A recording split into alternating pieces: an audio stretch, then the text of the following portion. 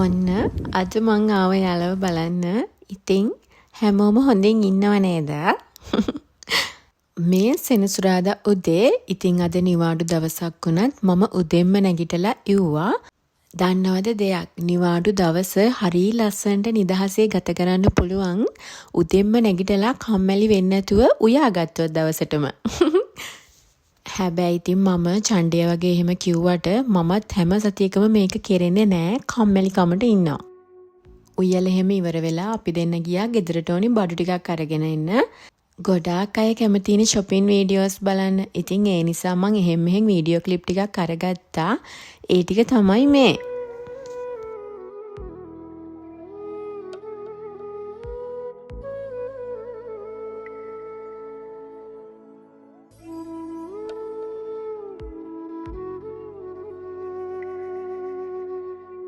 එළවලු එහෙම තෝරන්න ගියාට පස්සේ ඇත්තටම මට වඩා හොඳට තෝරන්න පුළුවන් මෙයාට.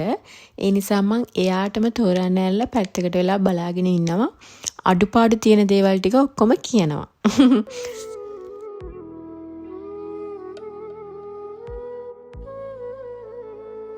මම පුදුම විදිහට ආසයි ඉරිඟු කන්න. ඉතින් ලංකාවේදී නම් නිතරම ඉරිඟු කෑවා අපේ පැත්තේ ගොඩක් තියනවානේ. මෙහි තියෙන ඉරිඟු තම්බල තියෙන්නේ. අර දැන් මං ගත්තේ තම්බල තියෙන ඒවා. අපිට තියෙන්නේ රත් කරගෙන කන්න විතරයි. හැබැයි ඉතින් අර ලංකාවේ ඉරිඟු වල එන රස එන්නේ නෑ මේකේ මට නම්. මේකේ ගොඩක් මේ පැණි රහ ගතියක් එනවා. දැන් ලංකාවේ එහෙම පැණි රහ ගතියක් ගොඩක්ම එන්නේ නෑනේ. අර ලා කරාල වල චුට්ටක් එනවා කිරි රහක් වගේ එන්නේ.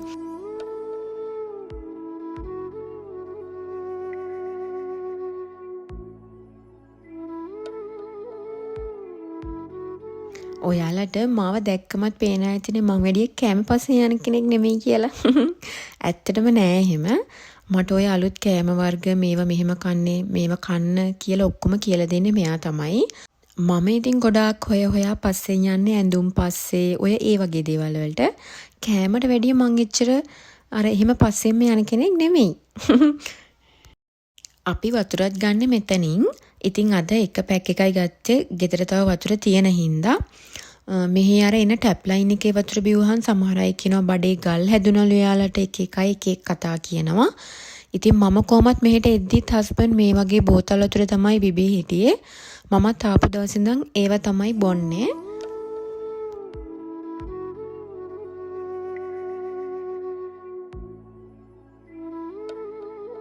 කනේස එකනුත් බඩු ටික අරගෙන ඉවර වෙලා අපි දෙන්න දැන් යන්නේ එතනම මෙහා පැත්තේ තියෙන තච්චියා එකට. මේ දවස්වල මෙහි ලස්සන කරන්නේ මෙන්න මේ මල්. අනේ මට පේන්නේ හරියට මල් වඩුන චීතයක් මේ ගස් උඩට එලලා වගේ. ඒ තරම් පුදුම ලස්සනක් තියන්නේ.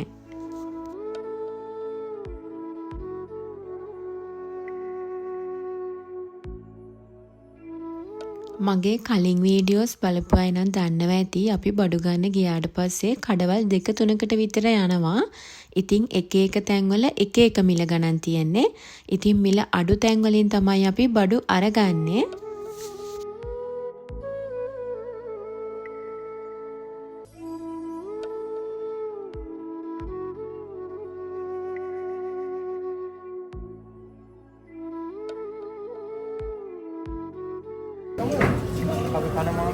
ඕනේ.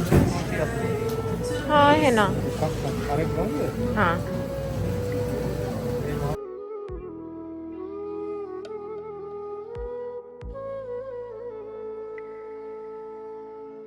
අපි ගොඩාක් වෙලාවට මේ මාළු වර්ගය අරගන්නවා හරියට නිකන් ඒක ලංකාවේ කොරලි වගේ.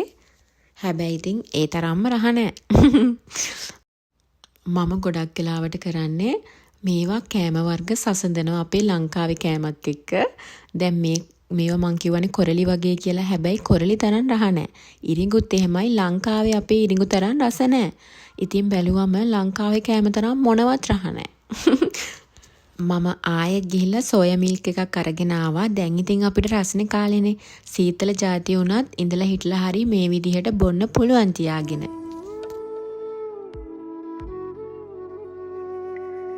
මම මේකට කලින් දාපු vlog එකේ මං කියවනේ සකුරමල් යන්න කලින් බලන්න ගියා කියලා තැනකට.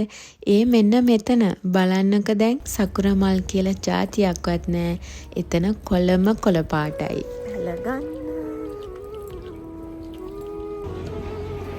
පිස්සු වැටෙන්න යන්නේ. අපි පැල අරගන්න ආවා. දැන් ඉතින් අපිට රස්නේ කාලේ පටන් ගත්තනේ. දැන් ඉතින් මේ පිස්සුව තමයි මට තියෙන්නේ ආයි සීත කාලේ පටන් ගන්නකම්ම. දැක්කද නිවිති පැල තිබ්බා? අනේ මට දැක්කම ආස හිතුණා. ඉතින් අපි නිවිති පැලයකුත් අරගත්තා. පැෂන් පැලයක් ගත්තා මෙන්න මේ වගේ. ඉතින් ඔයාලා මගේ කලින් වීඩියෝස් බලපු අය නම් දන්නව ඇති. මම කලිනුත් අපේ ගෙදර පැෂන් පැලයක් හිටෙව්වා. ගාමුණේ ගිය පාරක් හැදුවා. හැදුණා. මේ කීයද දන්නේ නැහැ.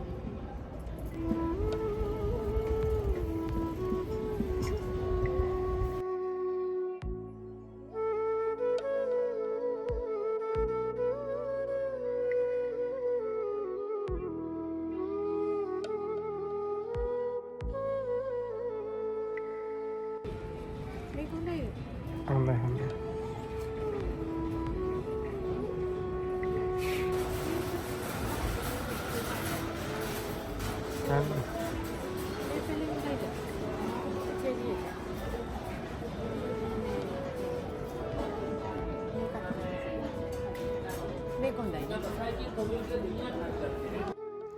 මෙන්න මේ පොහොර පැකට් එකත් අරගත්ත අපි එළවලු පැලවලට දාන්න. ඒක එළවලු පැලවලටම විතරක්ම තියෙන එකක්. මෙන්න මේ ලොකු පොහොර පස් එකත් අරගත්තා. ඉතින් අපේ ටිකක් එළිය තියෙනවනේ ඉඩ. ඒ වුණාට ඒ ටිකේ ගල් තියෙන්නේ. කොහොම හරි අමාරුවෙන් වලවල් හාරලා මේ පොහොර පස් එකෙන් ටිකක් දාලා තමයි හිටවන්න හිතාගෙන ඉන්නේ. ගෙදරට ඕනි බඩුත් අරගෙන එළවලු පැලත් අරගෙන අපි දෙන්න ගෙදර ආවා. මම දැන් ඔක්කොම මේ සුලින් තියලා ගෙන ආපු ඒවා බඩු ටික අදාළ තැන් වලින් තියන්න තමයි හදන්නේ.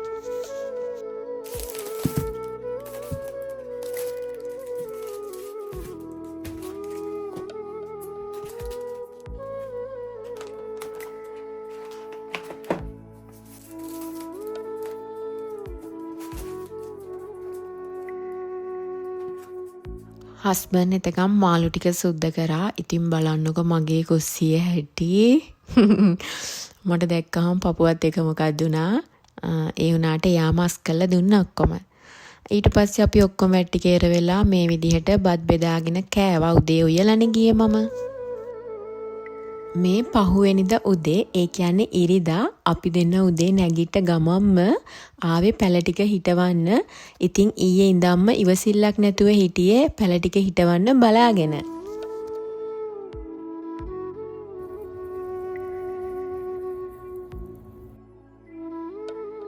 මම තමයි එකටම හිටවන්න ගත්තේ පැලයක්. ඉතින් මේක තක්කාලි පැලයක්නේ. ගිය අවුරුද්දේ ඔයාලා මගේ garden vlogs බැලුවා නම් මතක ඇති. මෙතනම හරියටම තක්කාලි පැලයක් හිටෙව්වා. ඉතින් මේ අවුරුද්දෙත් එතනම හිටෙව්වා. බලමු ගිය අවුරුද්දේ වගේ ලොකුවට මේ අවුරුද්දෙත් ඒ විදිහට හැදෙයිද කියලා.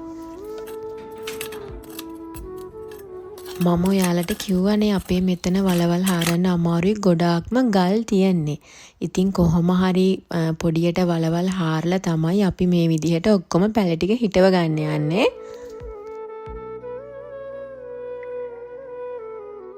ඉතින් පැෂන් පැලේ නම් හස්බන්ඩ් තමයි හිටවන්නේ. අපි දෙන්න පැල බෙදාගෙන මාරුවට හිටෙව්වා.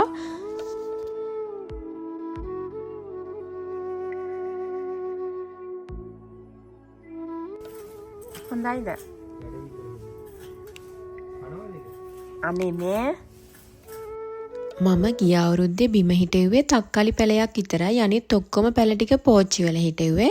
ඉතින් මේ සැරේ මම හිතුවා ඔක්කොම කියන්නේ ගොඩාක් පැල බිම හිටවන්න. ඇයි දන්නවද? ගිය අවුරුද්දේ බිම හිටවපු තක්කාලි පැලේ ගොඩාක් ලොකුවට සරුවට වැවුණා. ඉතින් ඒ නිසා මං හිතුවා මේ සැරේ ගොඩාක් පැල බිම හිටවන්න ඕනි කියලා. මේ ඉන්නේ අපේ ගෙදරට පිටිපස්සේ තියෙන ගෙදර ඉන්න සීයා. ඉතින් මෙයා වැඩි එළියට බහින කෙනෙක් නන් නෙමෙයි, කලාතුරකින් තමයි හම්බ වෙන්නේ. මෙතන ෂටර් එක ඇරලානේ. සාලේ මේ ස්ටූල් එක උඩ මම කියවන පොත් ටිකක් තිබ්බා. ඉතින් ඒ ටික දැකලා මේ සීයා අහනවා මොනවද පොත් මොනවද ඒවා තියෙන්නේ කියලා. එයාත් පොත් කියවන්න ආසයිලු. ඇමරිකා ගියාලු එයා. එයාට ඉංග්‍රීසි කතා කරන්න පුළුවන් හොඳට. ඉතින් ඔය වගේ විස්තර කතා කර කර හිටියා. ඉතින් අපි දෙන්නටත් පාළුවක් නැහැ.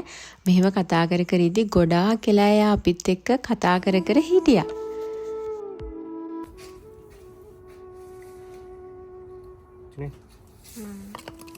වට කරන්න වතුර යන්න තියෙනවා. දෙක එක ළඟ වැඩි නෑනේ නේද සුදු? යාළුවෝ වෙන්නේ තැරෙන්න.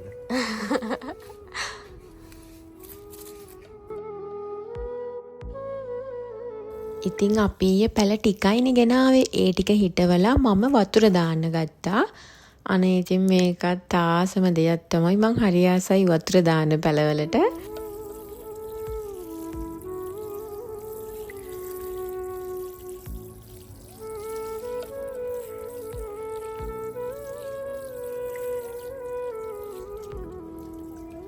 ඉතින් මේ පැල හිටවපු දවසේ ඉඳන් හැමදාම උදේට මගේ ප්‍රථම රාජකාරිය මොකක්ද දන්නවද? උදේ නැගිටපු ගමන් මූණ සෝදන්නේ නැතුව ඇවිල්ලා මෙන්න මෙයාලත් එක්ක කතා කර කර ඉන්න එක. මේ ඉරිදා හවස් වරුව ඉතින් මම හිතුවා කඩල ටිකක් තම්බන්න. උදේ මම කඩල පෙඟෙන්න දාලා තිබ්බේ. අද මම කඩල තම්බන්නේ මගේ අලුත් ප්‍රෙෂර් කුකර් එකේ. ඉතින් මම මෙච්චර දවස් මුං ඇට කඩල කව්පි හැම තැඹුවා. හැබැයි ප්‍රෙෂර් කුකර් එක එළියට ගත්තේ නෑ. ඔන්න අද තමයි ඒක එළියට අරගෙන කඩල ටිකක් තම්බන්න හදන්නේ. ඉතින් මේක ඔයාලට මතකද? මේ තමයි මම ෂෙයින් එකෙන් ෆ්‍රී ගත්ත ප්‍රෙෂර් කුකර් එක.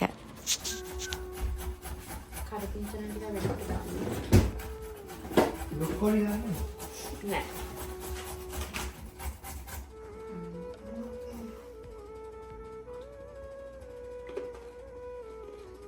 කඩල ටික තැම්බෙනකම් මම ටෙම්පරාදුවට ඕනි දේවල් ටික කපා ගත්තා.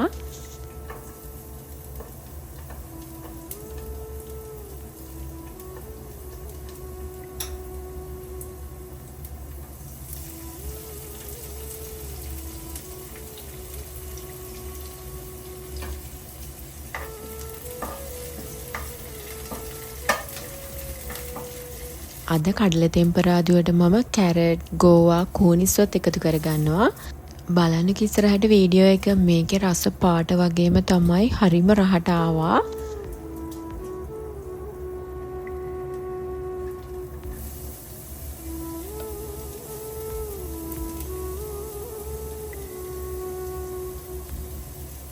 තව පොඩ්ඩෙන් මට කූනිස්සු ටික දාන්න අමතක වෙනවා. ඒ ටික මම දැක්කේ නැහැ.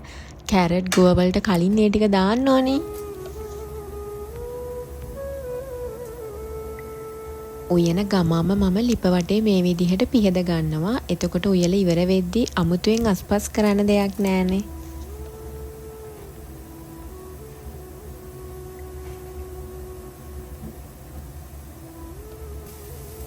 කැරට් ගෝවා ටික එහෙම තැම්බීගෙන එද්දි මම කෑලි මිරිස් ටිකකුත් එකතු කරගත්තා.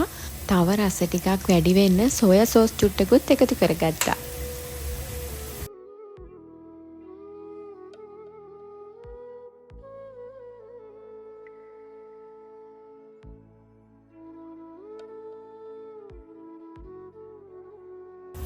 බිත්තර නම් මේකට දාන්නේ කාගේ වමනාවටද කියලා පේනවනේ. මේ මගේක් නෙමෙයි. ඉතින් එයාකෝ බිත්තරක් දාමු තව රස වැඩි වෙයි කියලා. ඉතින් බිත්තරක් දාලා මේ විදිහට එයාම කවලම් කරලා දුන්නා. ඊට පස්සේ මම කඩල ටික මේ විදිහට එකතු කරගත්තා.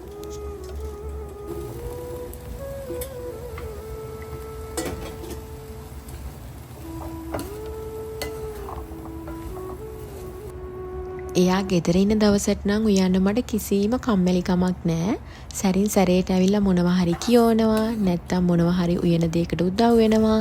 හැබැයි සමහර වෙලාවට නම් මට එක වැඩේ දෙක කරලත් යනවා. ඉතින් මේ රසම රස කඩල තෙම්පරාදුව තමයි අපි දෙන්නගේ රෑ කෑම. එයාට මම එකටම බෙදලා දුන්නා. ඊට පස්සේ මම මේ විදිහට බෙදාගත්තා. අපේ වීකෙන්ඩ් එක ලස්සනට නිදහසේ ගෙවිලා යුරනේ මේ විදිහට. මාත් එක්ක එකතු වෙලා ඉන්න ඔයාලට ගොඩාක් ආදරෙයි. ආයෙමත් වීඩියෝ එකක් අරන් එනකන් හැමෝම පරිස්සමෙන් සතුටින් ඉන්න.